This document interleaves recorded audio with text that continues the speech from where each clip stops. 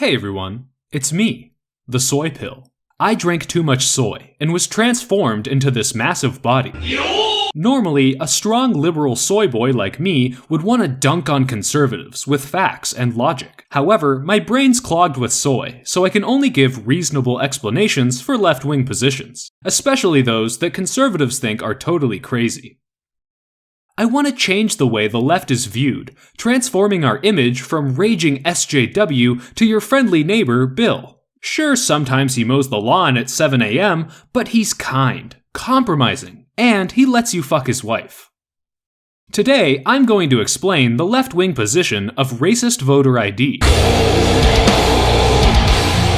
The concept of a voter ID is simple. When you go to vote, someone asks you for your driver's license or some other form of identification to make sure you are who you say you are, and not one of those meddling Uzbekistani secret agents that tears up libertarian votes and keeps them under 5%.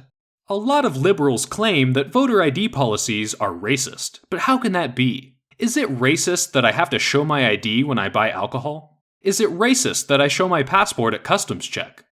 Is it racist that my uncle doesn't let Malaysian people into his deli?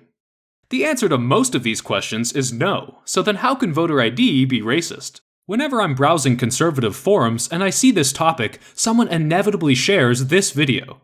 Here, a soy-deficient Fox News correspondent interviews some lib-cuck Berkeley students about racist ID. Do you have an opinion on voter ID laws? Yeah, they're usually pretty racist and they're bad. I think voter ID laws are a way to perpetuate racism. Minority voters are less likely to have the kinds of IDs that have been described or required. It sounds pretty crazy, especially without context. Next, our malnourished friend goes to Harlem to ask black voters what they think of these allegations. Do you have ID normally? You carry ID around? Yes, I have state ID. Do you carry ID? Yes, I do. Do you know any black person who doesn't carry ID? No. Do you know where the DMV is around you? It's on 125th Street and 3rd Avenue, I believe. You know how to get there? Yeah. Would you have a problem getting there if you had to get there? No. Well, these people seem to find the DMV and they have IDs, so case closed, right? Wrong! Let's break it down. Much like this midget wrestler who thought he had a chance in this fight, Fox News has failed to take size into account. And by size, I mean sample size. 6 random black people on the streets of Harlem is not indicative of the whole American population. For all we know, this guy interviewed 400 people, and 394 of them said that they had trouble getting ID, but he only showed us the 6 who accepted his bribe. But let's give him the benefit of the doubt. Look at the map of Harlem. It's 3.63 square kilometers. For my fellow Americans in the audience, that's 1.4 square miles, or 91.3 Burger AR-15s. The DMV, among other things, is well within walking distance of almost anything, and outside of that, one could take public transportation. After, of course, they fight off the army of mutant sewer rats and homeless people that I can only assume have some medical condition that compels them to pee on subway seats. Anyway, it's a lot more convenient to get an ID in Harlem than in other places in America, and we'll look at that soon. So, does this video debunk racist voter ID? No. But the interview medium doesn't allow the students to present any concrete evidence to back up their claims. They just had a mic stuck in their face and had to answer questions. Miss, for $1, name a woman. Name a woman? Yeah. Name a woman. Sorry. No, name a woman. Name a woman? Yes, go. Any? Yes. Oh my god. Name a woman! However, the burden of proof does lie on the one making the claim. You can't just make unsubstantiated claims like Betty White is a member of ISIS and expect people to believe you. Only the video can prove that. So, what's the big fuss about voter ID? Let's start off where all great ideas originate. Alabama. This is a current map of Alabama. It shows the DMV locations for each county. The counties with diagonal lines have DMVs open on 1 or 2 days of the month. The ones with crosses have no DMV at all. The following is a list of people that probably wouldn't be able to get a driver's license if they lived in one of these counties and therefore wouldn't be able to vote. People who don't have time because of work, school, or too many children. Poor people working paycheck to paycheck who can't afford the trip or the ID itself. People who don't have any friends that can give them a ride to the DMV. People that can't physically drive. People that can physically drive but shouldn't. And of course, libertarians who don't use public roads. Basically, it comes down to not having time, not having money, or not having time because you need to work for the money that you don't have. I know conservatives don't like big, bloated, and inefficient government, and nothing's bigger, bloateder, and inefficienter than the DMV. Can you imagine how difficult it would be to get a license if you have to save up money and time just for the one trip to the DMV outside your county that you can afford? And then it turns out that you're missing one of the 12 papers you need. Better start saving up for the next election cycle, idiot. Or what if you're homeless and you don't even own your birth certificate? When I go to Whole Foods for my weekly soy run, I ignore the homeless people out front who desperately need my excess wealth, just in case being poor is contagious. But just because I don't want to give them change doesn't mean I think they shouldn't have the right to vote. My list of potential disenfranchised people was just a little thought experiment, but let's look at real-life examples that back this up. The Department of Justice struck down a voter ID law in Texas because Texas has no driver's license offices in almost a third of the state's counties. Less than 25% of the offices have extended hours, which makes it tough for working voters to find a place and time to acquire ID. Despite this, the Texas legislators struck an amendment that would have reimbursed low-income voters for travel expenses when going to apply for a voter ID. The same goes for Pennsylvania. There, Judge McGinley found that the voter ID law violated the state constitution because hundreds of thousands of registered voters didn't have a required state ID, very few people had obtained an ID after the law passed, and Pennsylvania hadn't made it easy to get an ID. Oh, you little... I got you! Stop!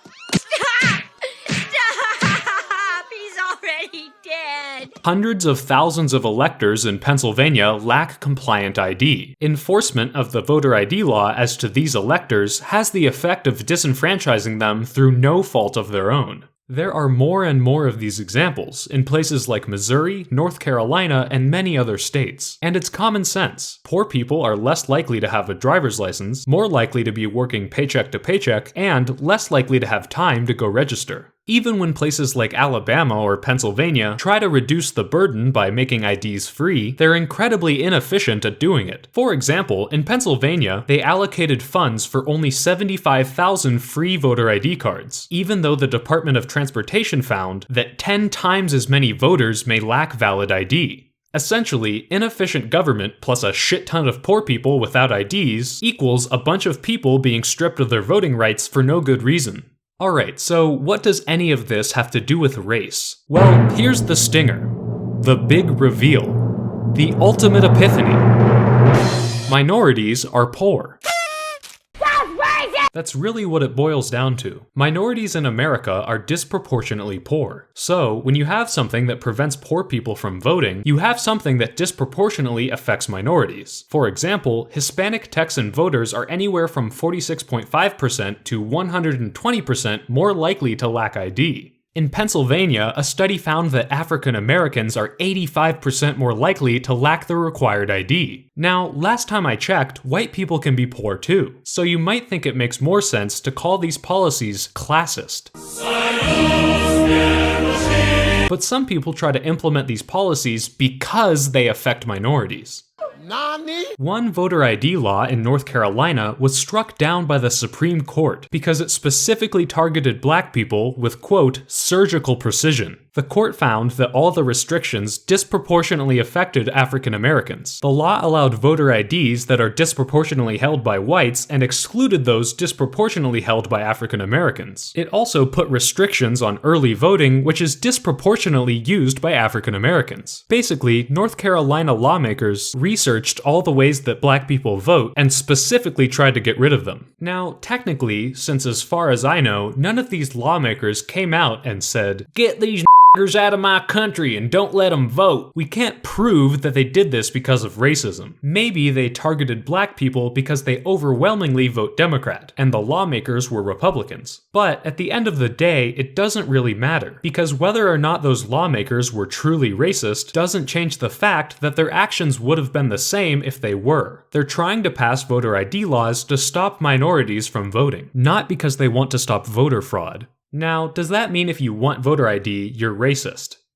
Not inherently. A lot of people just want to stop voter fraud. Nobody likes cheaters. Based on the data, voter fraud is very rare. But if we can have a system that doesn't disenfranchise people and keeps us more secure, why not do it? Other countries do. We have to keep those Uzbekistanians in check. But how do we do it? Well, let's get a little help from my German guest, Frau Kubelwagen. She's here to tell us how voter ID works in Germany. Take it away, Frau Kubelwagen. Der Standort von öffentlichen Einrichtungen ist im deutschen Recht geregelt. Jedes Bundesland muss rechtlich festlegen, wo im Raum sich eine Einrichtung des öffentlichen Dienstes befindet. Diese muss von allen erreichbar sein. Wer seinen Personalausweis... Alright, that's enough of that. The point is, Germany has voter ID laws, but their laws also ensure that registration offices are accessible to everyone in the city. And given their excellent public transportation, this isn't hard. Plus, poor people can get the ID for free. This system is far from perfect. Some people are still disenfranchised. For example, to get the free ID, you need a document that proves you're too poor to afford it.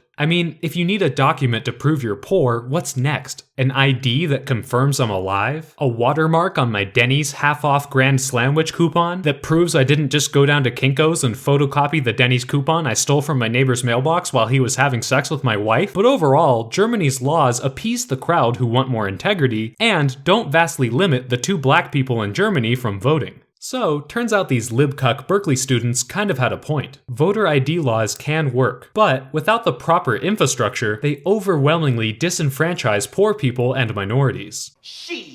Even worse, some laws, like the North Carolina law, are made to specifically target minorities. The final solution would be to copy Germany. Excuse me, the better choice would be to copy Germany. Make voter ID free. Make registration easy and accessible. And for God's sakes, Denny's, lower the price of your Grand Slamwich. I mean, $12.99? And not even free delivery from Denny's on demand? You don't even offer a vegan alternative, and last time I went into Denny's... Thanks for watching. Be sure to leave a like and subscribe. And let me know in the comments if I changed your mind or perspective. Or there's another crazy left position you'd like me to explain rationally. Check the description for sources and my wife's phone number. And always remember, chill. Take the soy pill.